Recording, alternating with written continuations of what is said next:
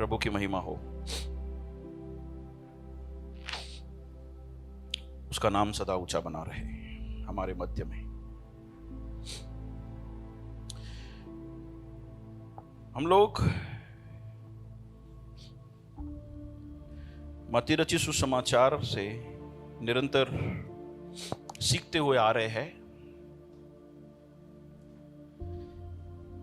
5वां, 6ठा, 7वां, 8वें अध्याय पे पहुंचे हैं। 5वें अध्याय में यीशु मसीह अपने चेलों से बात करता है और उन्हें बहुत सारी शिक्षा देता है। उन शिक्षा के पीछे का कारण जो है वो यही है कि यीशु चाहता है कि उसके अनुयायी जैसा वो सिखा रहा है वैसे बनते जाएं। निरंतर उन सारी बातों को जो यीशु की चाहत है हम देखते हुए आ रहे हैं। हम लोग अब 8वें अध्याय के अंदर पहुंचे हैं, जहां पर एक सूबेदार का दास बीमार है और वो यीशु मसीह के बारे में सुनता है और कुछ लोगों को कहता है कि यीशु को कहिए, उससे जाके निवेदन कीजिए कि वो मेरे घर पर आकर मेरे दास को अच्छा करे। लेकिन वो पुरोहित जो वडील थे वो गए उसकी बात को सुनकर। लेकिन जब यीशु रास्ते में है, उसके घर की ओर निकला है, उसके बीच में ही हम पढ़ते हैं कि वो अपने कई और दोस्तों को भेजता है और कहता है कि यीशु, मैं इस योग्य नहीं कि तू मेरे छत के तले आए। कुछ ऐसा उसने यीशु मसीह के बारे में सुना, जिसकी प्रतिक्रिया में उसने कहा कि प्रभु, मैं इस योग्य नहीं कि तू मेरे छत के तले आए। शायद लोगों ने उसे बताया कि वो है कौन, और वो बात उसके दिल के अंदर इतना घर कर गई कि उसने बोला, ये तो परम प्रधान है जो 5 रोटी 2 मछली से 5000 लोगों को खाना खिला सकता है। ये हो कौन सकता है? उसने कहा, ये तो सामर्थशाली है। उसने बोला कि प्रभु, तू जहां है वहीं से कह देगा तो मेरा दास ठीक हो जाएगा। उसने विश्वास किया यीशु के बारे में सुनकर, और उसने जो प्रतिक्रिया दिखाई कि प्रभु तू जहां है वहीं से कह देगा तो मेरा दास चंगा हो जाएगा। इस प्रतिक्रिया को, इस विश्वास के अंदर जो उसने जोड़ा बातों को, वो देखकर यीशु बड़ा आनंदित हुआ, अचंभित हुआ, और उसने अपने अनुयायियों से और उसके भीड़ जो पीछे आ रही थी उनको देखकर कहा, मैंने ऐसा विश्वास सारे इज़राइल के अंदर भी नहीं पाया है। इसका मतलब है कि जब वो पीछे मुड़कर प्रतिक्रिया देता है अपने चेलों की ओर और उसके अनुयायियों की ओर, पीछे आने वाली भीड़ की ओर, तो हम सीख सकते हैं कि यीशु चाहता है कि उनका विश्वास जो है कुछ अनोखा बने। वो हमारे विश्वास को कुछ अद्भुत लेवल पे देखना चाहता है। इस सूबेदार के प्रतिक्रिया से हमको पता चलता है। और फिर जो यीशु ने बोला वहां से, इसीलिए हम लोग हमारे विश्वास को कैसे अद्भुत बनाएं, या फिर कैसा एक जोरदार विश्वास बनता है जो यीशु देखना चाहता है, उसको लगातार हम देखते हुए आ रहे हैं। याकूब कहता है कि बिना विश्वास, बिना कर्म के विश्वास मरा हुआ है। तुमने विश्वास किया लेकिन उसके अंदर तुम कार्यों को नहीं जोड़ते हो, तो वो विश्वास क्या हुआ है? मरा हुआ है। और पतरस हमें बता कर देता है कहीं ना कहीं कि क्या तुम्हें छोड़ना है ताकि तुम्हारा विश्वास सिर्फ विश्वास ना बना रहे, वो अनोखा विश्वास जो यीशु देखना चाहता है वैसा हो, ताकि तुम्हारा विश्वास मरा हुआ विश्वास ना हो। पतरस अपनी पत्री में हमको बता कर देता है, तुम्हारे विश्वास के अंदर क्या जोड़ो? सद्गुण जोड़ो। तुम्हारे विश्वास के अंदर समझ को शामिल करो, परिपक्वता को शामिल करो। तुम्हारे विश्वास के अंदर संयम को शामिल करो। तुम्हारे विश्वास के अंदर धीरज को शामिल करो। लेकिन पतरस वहीं रुकता नहीं है। पतरस कहता है कि तुम्हारे विश्वास के अंदर क्या करो? भक्ति को भी शामिल करो, ताकि तुम्हारा विश्वास वो विश्वास बने जो यीशु की चाहत है। हालेलुया। हम जो कुछ सीख रहे हैं उसके पीछे का कारण सिर्फ एक है, यीशु चाहता है मैं ऐसा बनूं। हालेलुया। तो पतरस कहता है कि तुम्हारे विश्वास के अंदर क्या जोड़ो?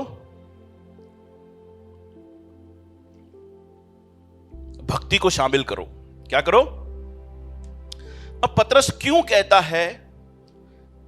कुछ और भी रीजन है। एक तो है तुम्हारा विश्वास जो है वो अनोखा बनेगा, लेकिन और भी कुछ कारण है। मैं वो कारण आज बाद में बताऊंगा, लेकिन सबसे पहले मैं आपको यह बताना चाहता हूं कि भक्ति है क्या। जो पतरस हमें शामिल करने के लिए बोल रहा है वो कहना क्या चाहता है, क्यों करना है वो हम देखेंगे, लेकिन है क्या, ताकि हम लोग पतरस के दिल के अंदर जो बात है शायद हम उस बात को समझकर हमारे विश्वास के अंदर उस बात को जोड़ सके, ताकि हमारा विश्वास जो है मरा हुआ ना हो, हमारा विश्वास जो अनोखा विश्वास बने। तो भक्ति क्या है? बहुत सारे लोग समझते हैं भक्ति का मतलब है एक कमरे में बंद होकर बार बार नाम को जपते रहना, लेकिन भक्ति ये नहीं है बार बार उसके नाम को जपते रहना। उससे क्या फायदा? यीशु ने अपनी प्रार्थना के विषय में प्रार्थना जब कर रहा था तो उसने सिखाया कि तुम्हारी प्रार्थनाओं को तुम इस तरह से जो बार बार बोलते हो, तो तुम्हारे को क्या लगता है तुम्हारे बार बार बोलने से मैं सुनूंगा? नहीं। बहुत सारे लोग जो है आज बाहर भक्ति को इसी तरह से समझते हैं कि एक कमरे में अपने आप को बंद कर दो और एक नाम को रिपीट करते जाओ, वही भक्ति है। नहीं, वो भक्ति नहीं है। भक्ति क्या है? भक्ति हर एक वो सुंदर कार्य है,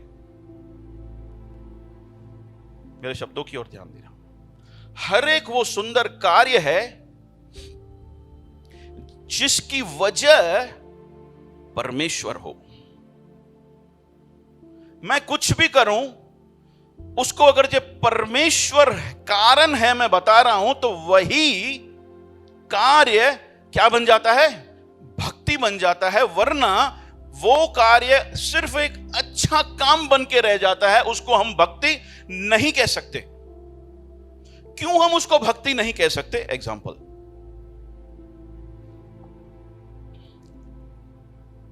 अच्छे काम और भक्ति के बीच में हम फर्क समझेंगे तो ही हम लोग भक्ति को शामिल कर पाएंगे, वरना सिर्फ अच्छे काम करने वाले रह जाएंगे। अच्छे काम और भक्ति के अंदर अंतर है। क्या अंतर है? आज बहुत सारे लोग हम देखते हैं कि कंबल बांटते हैं। आज बहुत सारे लोग हम देखते हैं भूखे लोगों को खाना खिलाते हैं। आज हम देखते हैं कि बहुत सारे लोग हॉस्पिटल्स में दान करते हैं, चैरिटी करते हैं। आज हम देखते हैं बहुत सारे लोग अनाथ आश्रम में जाकर दान करते हैं। बहुत सारे लोग अनाथ आश्रम खोलते हैं, वृद्ध आश्रम खोलते हैं। हम देखते हैं बहुत सारे लोग हमारे समूह लगन में, हमारे समाज में जब होता है तो बहुत सारे लोग क्या करते हैं, वहां पर भी दान देते हैं, लड़कियों की शादी कराते हैं, उन जोड़े को बहुत सारी चीजों को गिफ्ट के तौर पे देखते हैं। हम देखते हैं ऐसे बहुत सारे डॉक्टर्स भी हैं जो अपने क्लिनिक पे पैसा लेते हैं, लेकिन कहीं ना कहीं मुफ्त भी सेवा करते हैं। हम उन्हें भक्त पुकारेंगे क्या? अच्छा इंसान क्या पुकारेंगे? क्या क्योंकि कोई कंबल बांटता है, फ्री में सेवा करके देता है, दान करता है, तो उससे वो भक्त बन जाएगा? नहीं, वो केवल अच्छा इंसान बनकर रह जाता है। लेकिन सोच के देखिए, अगर जो वही सारे कार्य ईश्वर कारण हो, उसके लिए हो, तो ईश्वर की वजह से मैं फ्री में सेवकाई दे रहा हूं, कोई डॉक्टर कहे, लेकिन ऐसा करने के पीछे कारण क्या है मालूम है? क्योंकि परमेश्वर इसकी वजह है। तो हम क्या कहेंगे? यार ये परमेश्वर का भक्त है। अगर जो परमेश्वर मध्य में नहीं, परमेश्वर केंद्र में नहीं, परमेश्वर के लिए नहीं, तो वो सारे के सारे काम सिर्फ अच्छे काम बन के रह जाते हैं, भक्ति नहीं बनती है। जैसे अच्छा इंसान भक्त नहीं है, वैसे ही परमेश्वर को बीच में रख के बगैर कोई भी कार्य को हम भक्ति नहीं कह सकते, केवल अच्छे काम कह सकते हैं।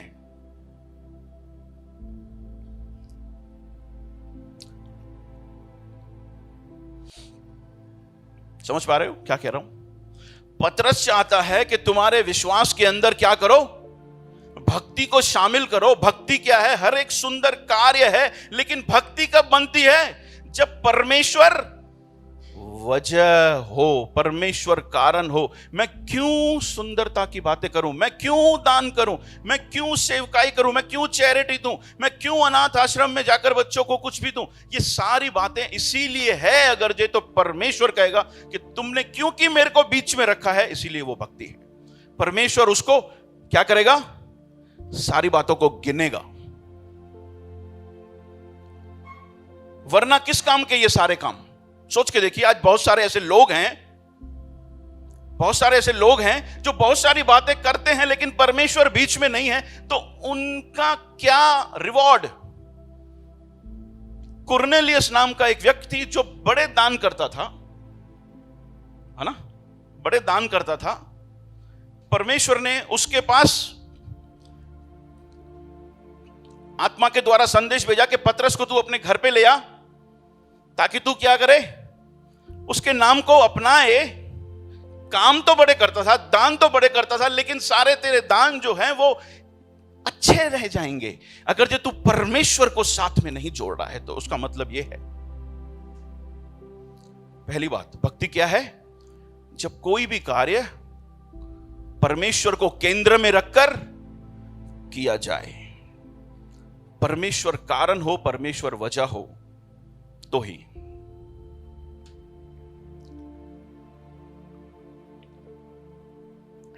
लेकिन क्या इतना काफी है कि परमेश्वर को केंद्र में रख के सारे काम किए जाए? वैसे देखा जाए तो इसके अंदर संपूर्णता है, लेकिन मैं इसीलिए कह रहा हूं कि इतना काफी नहीं है क्योंकि आज हम देखते हैं बाहर, दूसरी बात बता रहा हूं भक्ति क्या है, क्योंकि आज हम देखते हैं बाहर कि बहुत सारे लोग बहुत कुछ कर रहे हैं,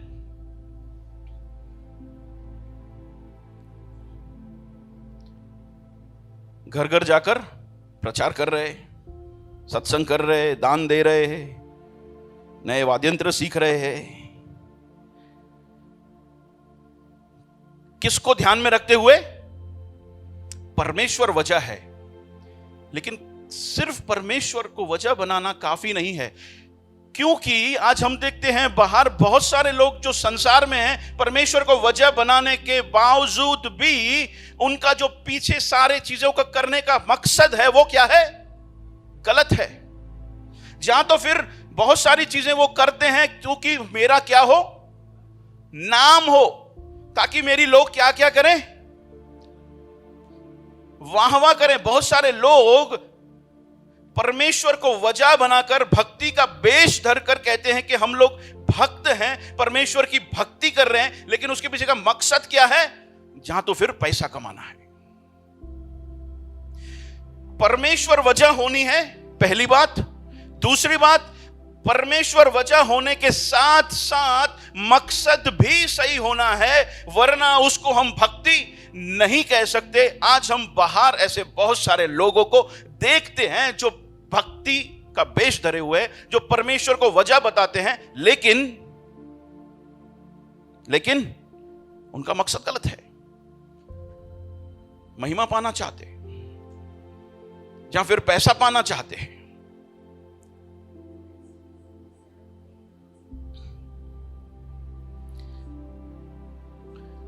क्या मकसद जरूरी है?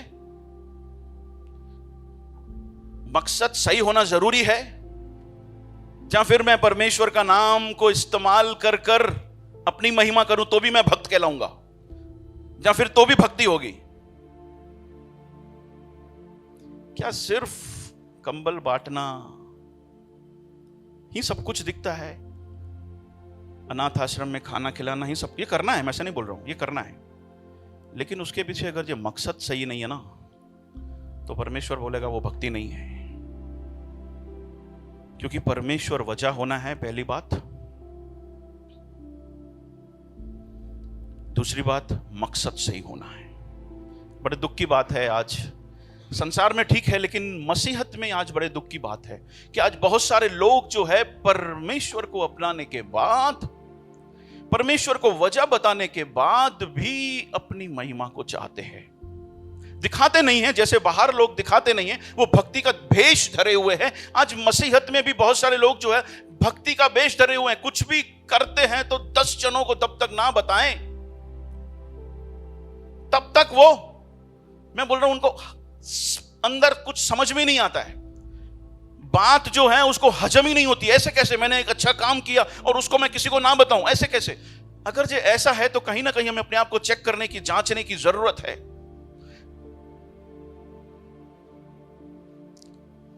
पहला, भक्ति क्या है?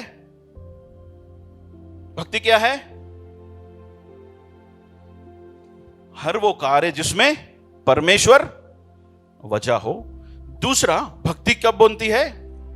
हर एक उस कार्य के अंदर जब मकसद सही शामिल किया गया हो, उसकी महिमा को शामिल किया गया हो, उसके लिए। बड़े दुख की बात है, मैं कहता हूं कि यार पैसा ही कमाना है तो बाहर बहुत सारे बिजनेस हैं, क्यों आस्था को पैसा, क्यों आस्था के नाम पर पैसा कमाकर बहुत सारे लोगों को मार रहे हो?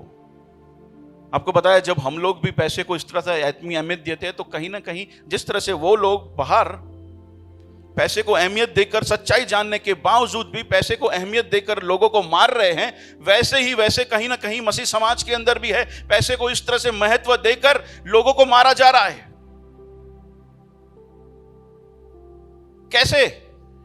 हम लोग इतने पैसे के लालची हो जाते हैं, कभी पैसे के पीछे इस तरह से पड़ जाते हैं, हम बाहर वाले देखते हैं कि यार ये मसीह है कि पैसे का गुलाम है, ये मैसी का गुलाम है कि पैसे का गुलाम है। समझ पा रहे हो? अगर जी हम लोग बाहर तो खुल्लम खुल्ला है, हम लोग थोड़े ढके हुए, थोड़ा अलग तरीके से भक्ति के वेश धरे हुए लोग हैं। नहीं, अगर जो परमेश्वर के सम्मुख कोई चीज भक्ति बननी है, हमारे कार्य भक्ति बनने हैं, तो वो वजह होना है, हमारा मकसद भी सही होना है। लेकिन क्या इतना काफी है? नहीं।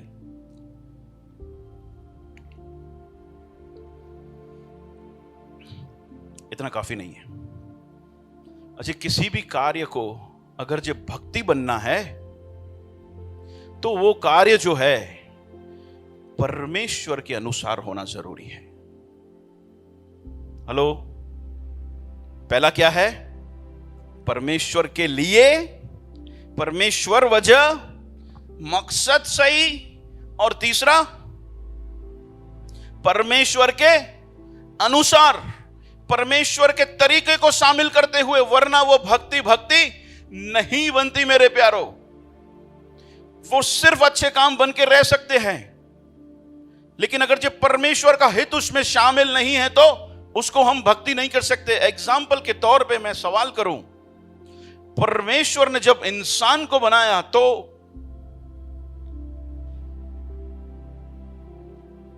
कौन सी बात उसने सबसे पहले रखी? एग्जाम्पल, उसका खुद का व्यक्तिगत रिश्ता, पति पत्नी का रिश्ता उससे पहले, या माता पिता का रिश्ता उससे पहले, या चर्च में सेवकाई उससे पहले?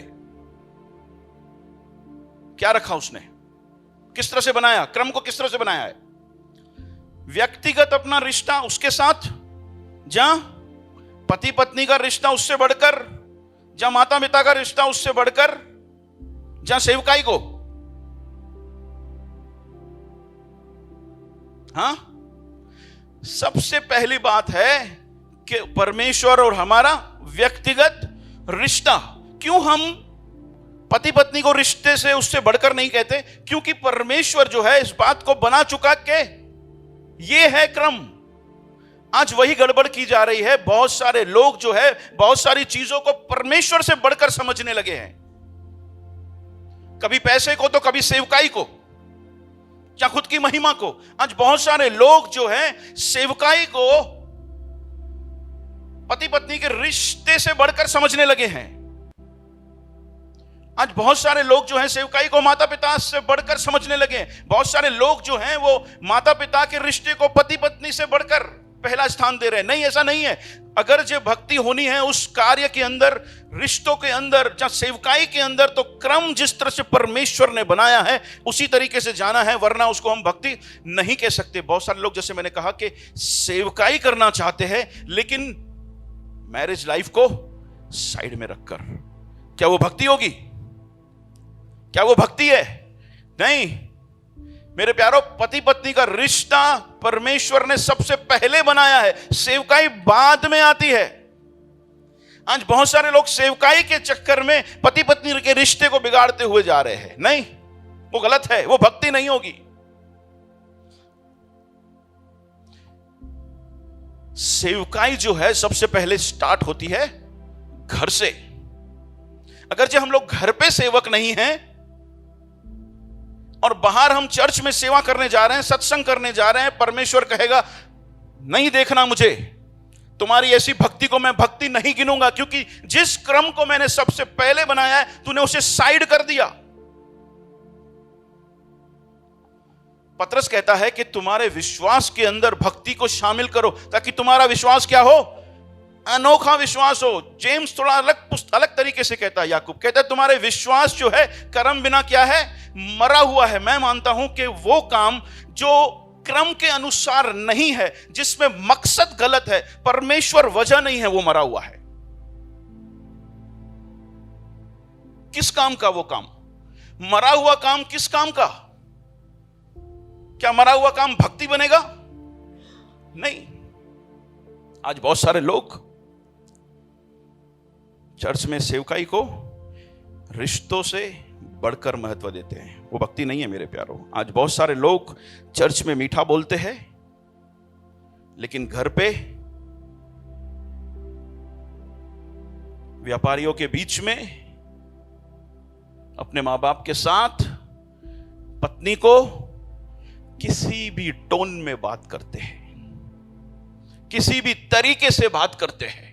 चर्च में मीठा बोलना ओके करना है, लेकिन घर पे हम लोग किस तरीके से भी इस्तेमाल हो जाएं या किस तरीके से भी बात करें, परमेश्वर कहेगा ये भक्ति है। तुम्हारा मीठा बोलना भक्ति हुआ? ओ, परमेश्वर देखने वाला नहीं है। भूल में हम अगर जो चर्च में एक भाई के साथ मीठा बोलते हैं और हम लोग बाहर व्यापारियों को गालियां देते हैं, या फिर चर्च में हमारी पत्नी को हम उल्टा सीधा बोलते हैं, तो वो भक्ति नहीं है, गलत फहमी में हम लोग। उसको तो अच्छे काम भी नहीं कह सकते। परमेश्वर ऐसा भी नहीं कहेगा ये अच्छा है, नहीं, क्योंकि अच्छा तो फिर भी सब जगह अच्छा है, लेकिन ये तो दो रंगी है। चर्च में तो अच्छा है, लेकिन घर पे वो बोलते हैं घर पे भैया आप चर्च में दूत है, घर पे भूत है। किसी के बारे में भी अगर जो गवाही को सुनना हो ना, तो उसके घर से सुनो, बाहर से नहीं। बाहर के लोगों के साथ हम मिलते कितना है भाई? घर के लोग अगर जो गवाही दे रहे हैं, और खास करके पत्नी गवाही दे रही है, तो हम कह सकते हैं कि हाँ, हम बाहर और अंदर क्या है, भक्त है। हमारी स्पीच के अंदर हम भक्त है, हमारी सेवकाई के अंदर हम भक्त है, क्योंकि हम लोगों ने पहले घर के अंदर सेवकाई की है और फिर बाहर सेवकाई की है। वरना सेवकाई भक्ति नहीं है, वरना हमारी टोन, हमारा मीठा बोलना भक्ति नहीं है। आज बहुत सारे लोग आराधना करते हैं चर्च में आकर, लेकिन कार्य क्षेत्र में हम लोग क्या आराधक है परमेश्वर के?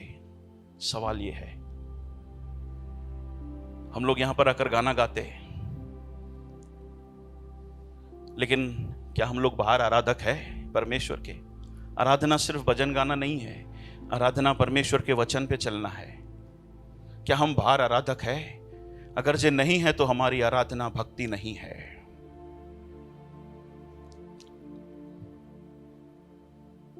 आप लोग कुछ सीख पा रहे हो? याकूब कहता है विश्वास के अंदर कर्म जोड़ो, वरना विश्वास मरा हुआ है। कैसा भी कर्म जोड़ना है कि सही कर्म जोड़ना है?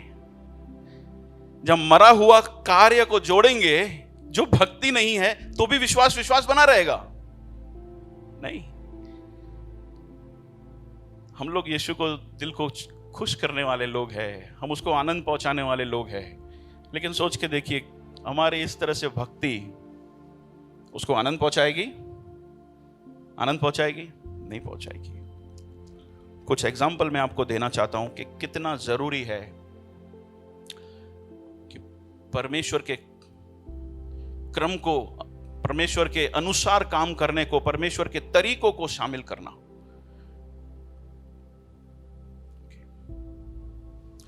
वचन खोलेंगे, दूसरा शमूएल। ओके, ठीक है।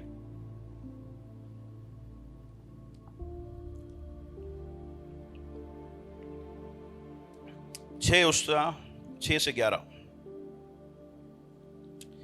क्यों परमेश्वर के अनुसार बातों को होना जरूरी है, महत्व को समझिए। हो क्या रहा है वहां पर? मेरे दिल के अंदर है आज कुछ, मैं जो आपको ये बातें बता रहा हूं।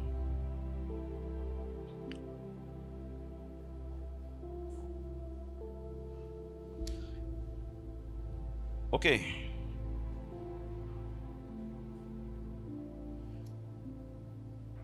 दूसरा शमूएल 6 उसका 6 से 6 क्या कहता है? जब वे नाकोन के खलियान तक आए तब अज्जा ने अपना हाथ परमेश्वर के संदूक की ओर बढ़ाकर उसे थाम लिया, क्योंकि बैलों ने ठोकर खाई। 7 तब यहोवा का कोप अज्जा पर भड़का और परमेश्वर ने उसके दोष के कारण उसको वहां ऐसा मारा कि वह परमेश्वर के संदूक के पास ही मर गया। तब दाऊद अप्रसन्न हुआ, इसीलिए कि यहोवा अज्जा पर टूट पड़ा था और उसने उस स्थान का नाम परसूजा रखा। यह नाम आज के दिन तक वर्तमान है। ठीक है, स्टोरी को समझते हैं। क्या हो रहा है कि दाऊद जो है महलों के अंदर रह रहा है और परमेश्वर का संदूक जो है वो अमीनादाब के घर पर पड़ा हुआ है तंबू में। वो कहता है कि मैं ऐसे कैसे महलों में रह सकता हूं जबकि परमेश्वर का संदूक इस तरह से तंबू में पड़ा है। तो वो बोलता है कि नहीं, मैं अपने शहर दाऊदपुर के अंदर परमेश्वर का भवन बनाऊंगा और संदूक को वहां पर लेकर आऊंगा। परमेश्वर की हुजूरी को मैं अपने साथ रखना चाहता हूं। वो लेने के लिए निकलता है और वहां पर क्या होता है, अपने मित्रों के साथ जो अज्जा और अय्यो है वो जाते हैं। रास्ते में ऐसा होता है कि वो बैल पर संदूक है और बैल लड़खड़ाता है और संदूक गिरने वाला है। होता क्या है, वो उसको संभालने के लिए हाथ बढ़ाते हैं, लेकिन परमेश्वर उनको वहीं पे मारता है। क्यों ऐसा किया? मकसद तो सही था, बचाना चाहते थे, दाऊद लेकर आना चाहता था, लेकिन वहां पर काफी नहीं है। जिस तरह से मैंने कहा कि मकसद केवल काफी नहीं है, परमेश्वर को बीच में रखना सिर्फ काफी नहीं है, जिस तरह से परमेश्वर ने कहा है उसी क्रम के अनुसार उसी अनुसार करना भी जरूरी है। वरना वहां पर अज्जा और अय्यो को मारता नहीं परमेश्वर। वो काम अज्जा और अय्यो का नहीं था, वो लेवी के गोत्रों का था और दाऊद ने इस बात को नहीं समझा था। उसके कारण हुआ क्या? उसके कारण वहां पर उसके दोस्तों की मृत्यु होती है।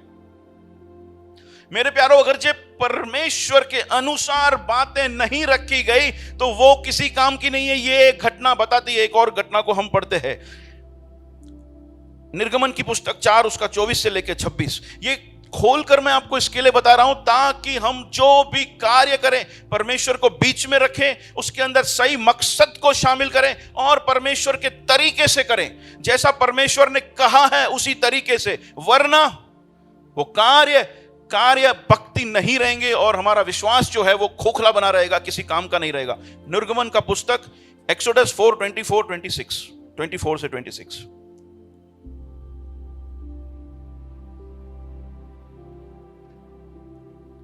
और ऐसा हुआ कि मार्ग में सराहे में यहोवा ने मूसा से भेंट करके उसे मार डालना चाहा। तब सिपोरा ने, जो उसकी पत्नी है मूसा की, तब सिपोरा ने एक तेज चकमक पत्थर लेकर अपने बेटे की खलड़ी को काट डाला और मूसा के पांव पर यह कहकर फेंक दिया कि तू निश्चय लहू बहाने वाला मेरा पति है। 26।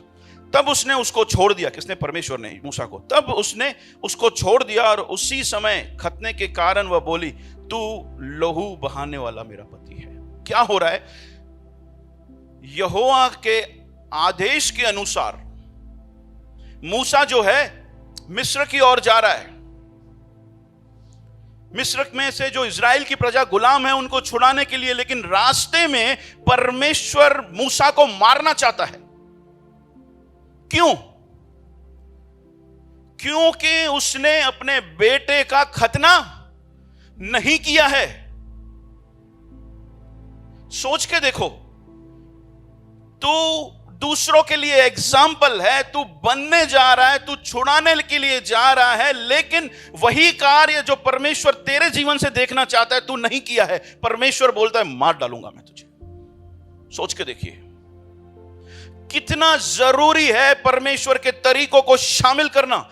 एक ही व्यक्ति था, 400 साल से प्रजा जो है गुलाम में है। 400 साल से प्रजा गुलाम में है। मूसा एक ही व्यक्ति है जिसके द्वारा वो छुड़ाया जाने वाला है, लेकिन परमेश्वर कहता है कि नहीं चाहिए। क्यों? क्योंकि तू मेरे अनुसार जैसे मैंने कहा है तू नहीं जा रहा।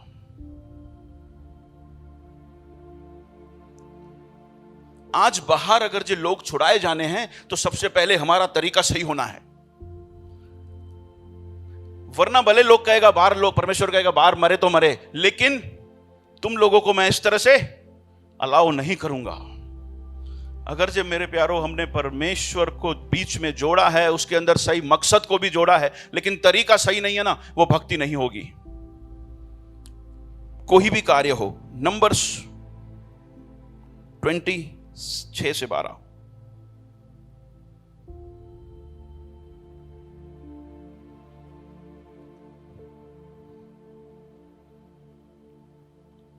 आप समझ पा रहे हैं मैं क्या कहना चाह रहा हूं? हम बहुत सारे कार्य करते हैं, जहां तो फिर गलत तरीके से, जहां तो मकसद गलत रखकर, जहां तो फिर परमेश्वर को बीच में से हटाकर। किस काम का? तब मूसा और हारून मंडली के सामने से मिलाप वाले तंबू के द्वार पर जाकर अपने मुंह के बल गिरे और यहोवा का तेज उनको दिखाई दिया।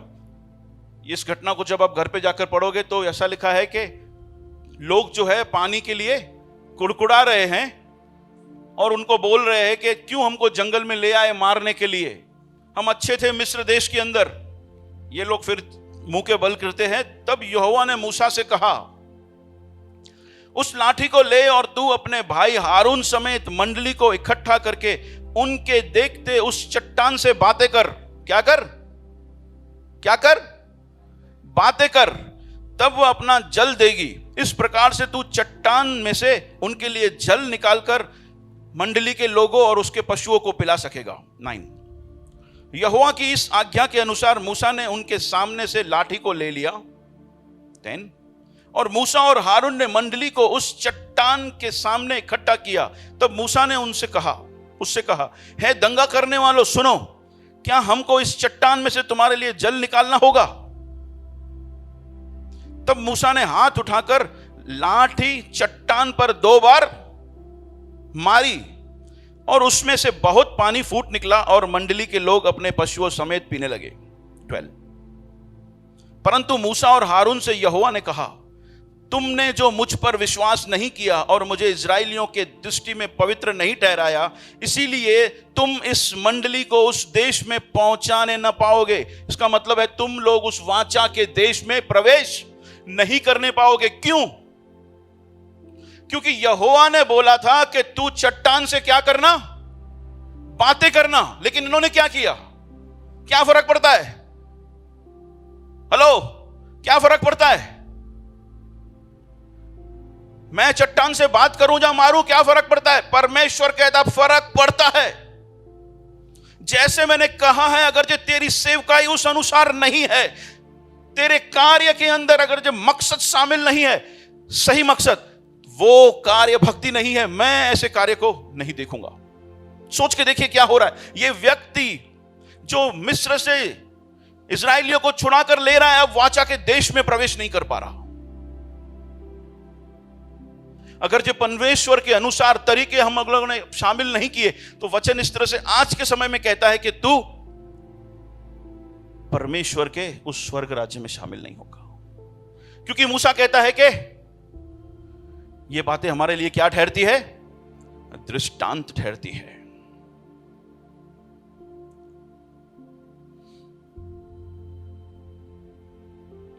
लेकिन सवाल,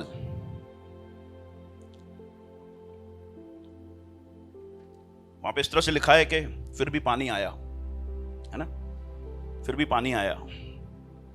हम लोग बोलते हैं भैया हमने देखो डिसओबे किया, लेकिन फिर भी परमेश्वर के राज्य में लोग आए ना? आएंगे। परमेश्वर कृपालु है, लेकिन तुम नहीं जाओगे। सिंपल। तुम्हारे वचन बांटने से लोग परमेश्वर के राज्य में होंगे, तुम नहीं जाओगे, क्योंकि तुमने अनाज्ञाकारिता किया, परमेश्वर के तरीकों को ठुकरा दिया, उसके अनुसार नहीं किया। लेकिन क्या इतना काफी है? नहीं। परमेश्वर मध्य में होना है, ओके। मकसद सही होना है, ओके। तरीका सही होना है, ओके। लेकिन दिल भी शामिल होना है। बहुत सारे लोग परमेश्वर को बीच में रखते हैं, तरीके सही करते हैं, मकसद सही रखते हैं, लेकिन दिल शामिल नहीं करते। आज बहुत सारे ऐसे बिजनेस हैं जिसके अंदर चैरिटी करनी ही पड़ती है। सरकार ने इस तरह से नियम बना के रखे हैं कि तुमने इस अमाउंट से ज्यादा अगर जो कमाया है, या तुम इस तरह की फील्ड में हो, तो तुम्हें क्या करना पड़ेगा? जख मारा कर चैरिटी करना ही पड़ेगा। अगर जो उनसे पूछा जाए कि भैया तुम चैरिटी करना चाहते हो, नहीं नहीं नहीं भैया, एक पैसा नहीं देना चाहते, लेकिन गवर्नमेंट ने इस तरह से बना के रखा है, मेरे को कोई इंटरेस्ट नहीं है मैं चैरिटी करूं, लेकिन क्योंकि नियम है मुझे जखमरा के करना पड़ रहा है। वैसी पोजीशन है आज।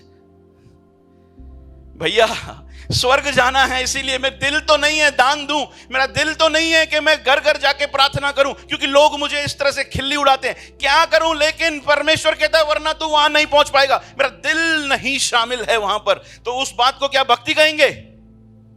अरे तुम कितना भी चैरिटी कर दो, कितने भी जाके सत्संग करो, तुम्हारा अगर जो दिल शामिल नहीं है, मकसद गलत है या तरीके गलत है, तो वो भक्ति नहीं है। अगर जो भक्ति होनी है तो परमेश्वर वजह होना है, मकसद सही होना है, तरीके सही होने हैं और दिल शामिल होना है। परमेश्वर वजह है, मकसद सही है, तरीके सही है, दिल शामिल नहीं है, दिल से नहीं हो रही है बातें, हम उसे भक्ति कहेंगे? क्योंकि परमेश्वर वजह है इसके लिए। इनमें से कोई भी बात अगर जो मिसिंग है तो हम उसे भक्ति नहीं कहेंगे। क्यों? आइए कोई टीम, क्यों पतरस ने कहा कि भक्ति को शामिल करो? क्यों पतरस कहता है? भक्ति क्या है मैंने बताया आपको, लेकिन पतरस क्यों कहता है? क्योंकि पतरस जानता है जब इंसान भक्ति को शामिल करेगा तो वहां से वो दिखाएगा कि वो विश्वासी है। हालेलुया। वहीं से पता चलेगा कि तू सही राह पे है, वहीं से पता चलेगा कि तूने सही राह को अपनाया हुआ है। मेरे प्यारों, मैं आप लोगों से सवाल पूछना चाहता हूं। आप में से बहुत सारे आप लोग बातों को करते हैं, सेवकाई को करते हैं, लेकिन क्या उसके पीछे महिमा आप खुद लेना चाहते हैं जब परमेश्वर को देते? हम बहुत सारी बातें करते हैं, लेकिन क्या हम लोग हमारे कार्यों को चेक करते हैं कि वो परमेश्वर के अनुसार है कि नहीं? बिजनेस के अंदर, कार्य के अंदर, जॉब के अंदर, घर के अंदर हमारी स्पीच कैसी है, हम लोग चेक करते हैं। अगर ये नहीं करते तो तकलीफ की बात है। पतरस जानता है इस बात को कि यहीं से तुम परखे जाओगे कि तुम सही राह पर हो कि नहीं। पतरस जानता है कि भक्ति के द्वारा ही दूसरों को आकर्षक किया जा सकता है। हेलो, पतरस जानता है कि पहले ये इस बात को कि तुमको पता चलेगा कि तुम्हारा विश्वास सही है कि नहीं, तुम सही हो कि नहीं, सही जगह जा रहे हो कि नहीं। दूसरा, पतरस जानता है कि इसी से लोग क्या होंगे? आकर्षक होंगे। सोच के देखिए, हमारा मकसद गलत है, तरीके गलत है, लोग आकर्षित होंगे? लोग आकर्षित होंगे? नहीं। पतरस जानता है इस बात को, इसीलिए कह रहा है कि तुम्हारे विश्वास के अंदर भक्ति को शामिल करो। पतरस जानता है इसी से परमेश्वर की महिमा होगी। अगर जिस सही तरीके से भक्ति शामिल की गई तो ही परमेश्वर की महिमा है, वरना तो लोग क्या कहेंगे? मसीह, मसीह छे, ये मसीह है। किसके नाम की निंदा होती है? हमारे उल्टा सीधा करने से, मकसद गलत शामिल करने से, तरीका गलत शामिल करने से, दिल को शामिल ना करने की वजह से किसके नाम की निंदा होती है? पतरस जानता है कि जब हम लोग भक्ति को शामिल करेंगे, जैसा मैंने बताया आपको, परमेश्वर मध्य में, मकसद सही, तरीका सही और दिल, तो परमेश्वर की महिमा होगी। लोग हमारे अंदर कुछ अलग बातों को देख पाएंगे। पतरस जानता है कि इसी तरह से हम लोग लोभ से बाहर आ सकते हैं। पतरस जानता है इसी तरह से हम लोग हत्यारे नहीं बनेंगे, क्योंकि आज लोग सही भक्ति ना जोड़ने की वजह से बहुत सारे लोगों के हत्या के कारण है, क्योंकि उनके वजह से लोग क्या कर रहे हैं, नरक में जा रहे हैं। अगर जो हमारी वजह से लोग नरक में जा रहे हैं तो हम कौन हुए? हम कौन हुए? धर्मी। हम कौन हुए? भक्त के हत्यारे। पतरस जानता है कि तुम विश्वास के अंदर भक्ति को शामिल करोगे तो तुम हत्यारे नहीं बनोगे। हालेलुया। समझ पा रहे हो? पतरस जानता है कि इसी तरीके से तुम सच्चे आराधक बनोगे। सही भक्ति को विश्वास के अंदर शामिल करने के द्वारा ही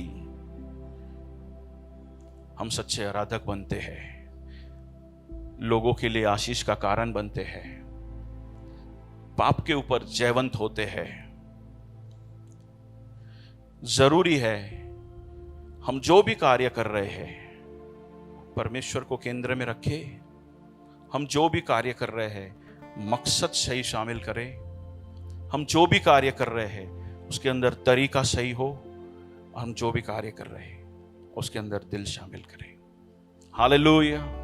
ताकि हमारा विश्वास वो विश्वास बने जो यीशु देखना चाहता है। हालेलुया। वरना जेम्स कहता है, याकूब कहता है, तुम्हारा विश्वास मरा हुआ विश्वास है। तुम्हारा विश्वास मरा हुआ विश्वास है। एक मसीह का विश्वास मरा हुआ विश्वास हो गया तो बचा क्या? बचा क्या? सोच के देखिए, एक विश्वासी जिसका विश्वास मरा हुआ, वो तभी होता है जब हम लोग भक्ति को शामिल नहीं करते। भक्ति जो परमेश्वर के अनुसार है। प्रभु हमने समझा है इस बात को। आइए हम लोग दुआ करें कि खुदा एक सही भक्ति तेरा आराधक बनाती है, हमें तेरा महिमा करने वाला बनाती है प्रभु, हमें सही राह पर ले जाती है प्रभु, लोगों के लिए प्रभु आशीष बनाती है प्रभु, तेरे गवाह बनाती है प्रभु, तेरे नाम को ऊंचा उठाती है प्रभु। हम जानते हैं खुदा, हम तेरे पास आए प्रभु क्योंकि हम ये भी जानते हैं कि खुदावंद कहीं ना कहीं हमारा दिल कठोरता से भरा हुआ है।